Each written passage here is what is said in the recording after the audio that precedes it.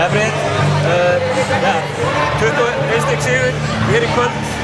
Hvað er að skapa þetta fyrir þínar stúlkur? Vörn.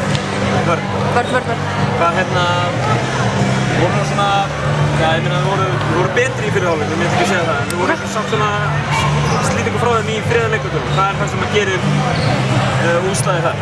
Vörnin. Við vorum bara að stoppa og svo fengum við góð skot hinum og vorum að hitta.